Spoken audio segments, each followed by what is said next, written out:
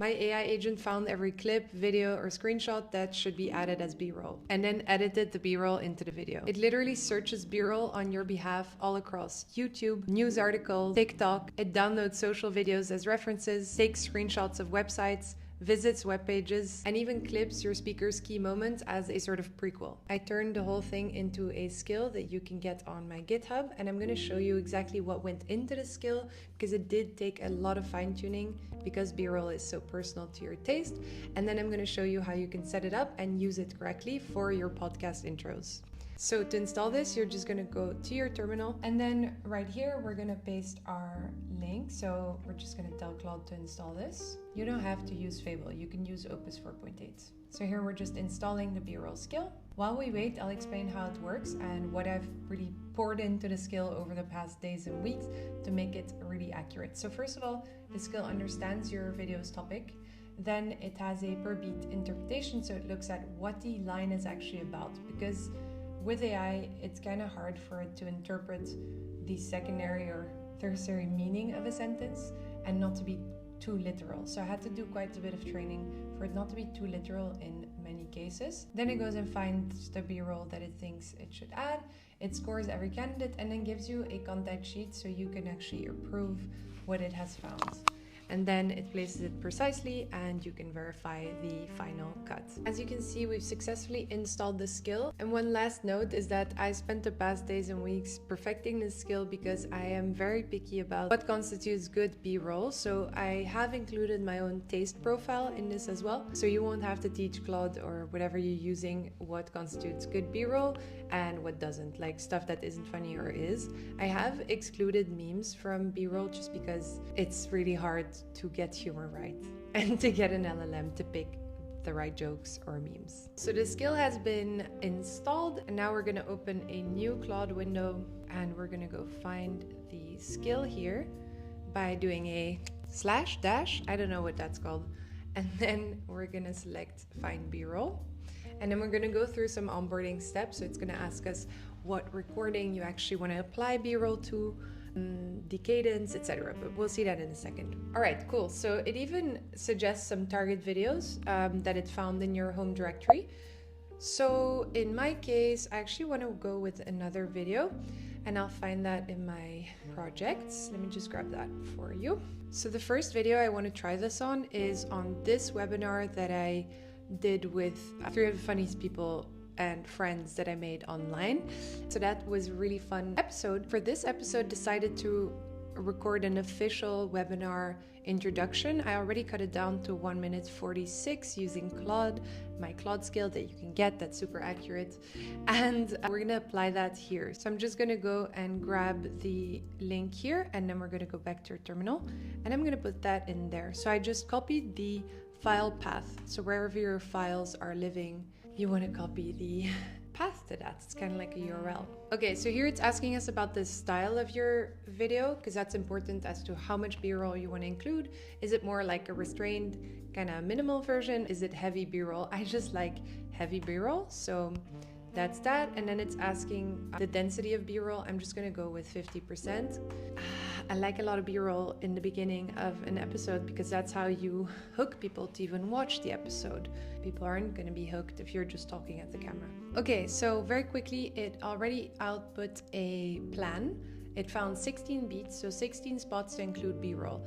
The first is it wants to do a burst montage of the guests in the podcast. Then it's also going to do her most recent video that went viral, and it's going to actually find that specific TikTok and download it and add it here, is what I think it's going to do. It's not like I've tried this before or anything. I'm just kidding. And then we're also going to do motion graphics in remotion for certain concepts. So yeah, we can just say go, and then it's going to source this B-roll and add it to the edit. And then we'll see you in a little bit. Maybe you should go have a coffee or have some lunch while you do this. So yeah, it's kind of sick. We can see what it's actually doing. So it's finding Miranda's TikToks, it's finding Carmen and Slate's web pages, kind of things like that it wants to include. And then we're gonna see what it comes up with. I'm sitting in the dark because these lamps are really warm, but while it's working, I like to sometimes ask, because I'm impatient, how much progress Claude has made. The way you do that is by typing "by the way," and then you say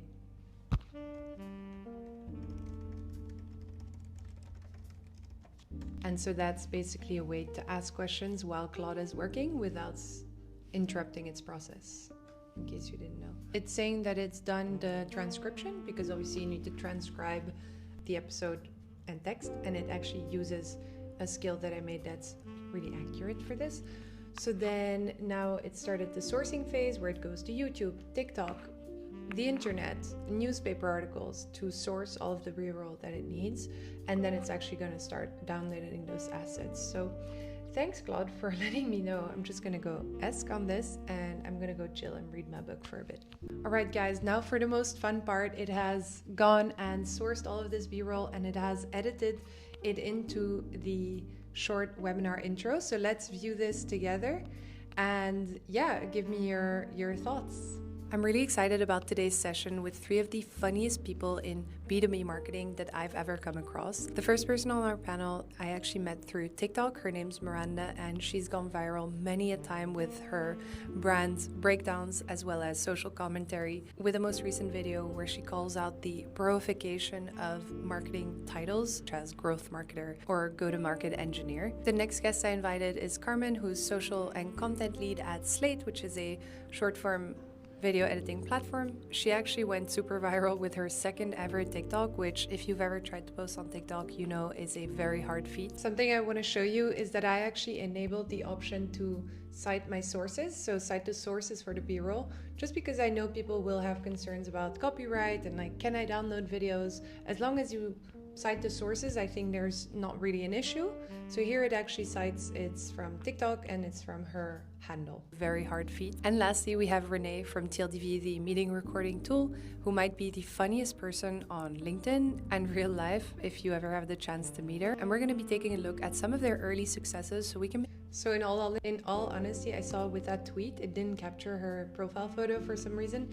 I find Claude browser use can be a bit finicky with social platforms sometimes, so maybe you'll just have to replace that one screenshot yourself. Make it relatable for you as a brand or someone building a personal brand. What actually goes into these viral moments? We'll talk about the things that scare people, so failing over and over when you know if you should stop or continue with something. We'll see if there's any repeatable patterns in going viral or building an audience, or if it's all just down to luck. We also get into the death of trust because of AI's entry into the social game, and how you can make sure that you aren't accused of being AI like some of our guests have been. I know both Renee and Miranda have been accused of being AI. And we'll also see that building an audience, whether it's on behalf of a brand B2B or on behalf of your own personal brand, is a really smart career move. I'm Louise and I lead growth at Tella, the all-in-one screen recorder. I'm really excited to share this conversation with you, which had 750 signups with 350 people show up. So it was a really good one, and I'm excited for you guys to learn from these girls. Enjoy! I really love that this was its first run, and I really didn't have to give it instructions at all. It just went and got the stuff from TikTok. It captured really well the moments that the girls were laughing the most. Like, I thought Renee being one of the most hilarious people, and her just bursting out laughing from the episode was really good. So before I leave you guys and let you try the skill yourself, I want to show you one more output from my b-roll skill. I actually asked people on Twitter if they were currently working on a podcast, and Jeroen submitted his podcast, so I thought I'd apply the b-roll skill to his intro, and let's see what it came up with. This podcast is about wine, which should lend itself really well to b-roll. So here we go. Hi, and welcome to a new episode of Sparks by Vino Vonk. I have a very special guest from France, from the Champagne region. His name is Gauthier Montmartre. Gauthier, welcome. Nice to meet you. And welcome. Thank you very much for sending me these 2 brilliant wines. This wine is the Solera Blanc de Meunier. I saw it by somebody tasting it on Instagram, and I thought, okay, I want to taste it. I want to hear the story. So I reached out, and here we are.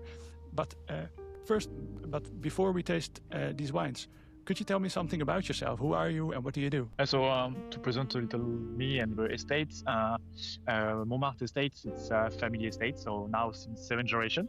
So we are owner of our vineyard, so we are independent wine grower. So we don't buy grapes and we don't sell it, so we just use our own grapes. We are located in Lude. 80% of our vineyard is located in Lude, and 10% in Tessy, just another village on the side of Lude. So that's why all our champagne are Champagne Premier Cru. So it's a very beautiful terroir for our champagne. We use for three classic varieties you found in Champagne, the Pinot Noir, the Pinot Meunier, and a little bit of Chardonnay. So me, I'm just arrived now 5 years ago on the estate after some studies in. First of all, I love that it found like drone shots as well as website shots and the actual like videos of actual grapes that he's referring to. Of wine, the oenologist parts, and also the wine business parts in Bordeaux, and also 1 year of vinification in South Africa. After That's a great 5 journey. years. Yeah, also that's why it's very important for me to see other vineyards around the world and to have more experience across the wine industry around the world. And so after I came back to the family estate also to take over the family business. So I worked with my father and my mother on the estate, and it's totally a family business together. And now currently I work with my father and my teams in the vineyard and in the cellar to make the wine, and also my part is to develop the cell around the world and also in France. So that's stage 18. Sounds very interesting. So you're working on the traditional side, but you're also working on the innovation side, and you want to have more visibility around the world. You just came back from Wine Paris. How was the wine fair? So that was like from the after movie of Wine Paris, like the wine expo. So I think that's really cool that it came up with that. I think it was a very good wine fair. Currently, the wine industry, it's a little bit difficult because the consumption of the wine, I think, decreased in France and also in the world. Okay, so it actually found a headline to say that the consumption of wine has gone down from Decanter, which I imagine is a big wine website. I'm mind blown. Okay, so all of that to say that this skill goes and scours the internet to find you whatever B-roll it think matches your transcript or whatever you're describing. A lot of my training, this skill went into interpretations, as I've already mentioned, as well as the most common types of B-roll that we would want in our podcasts or short social videos. So I invite you to go ahead and try this skill. Just set it up on Claude or Codex. You can also just use it to source the B-roll, so you don't have to do that yourself anymore. And then you could also edit it in manually if you prefer. I know a lot of you have been complaining about fully outsourcing editing, but this is for me part of the research step that I don't want to do anymore.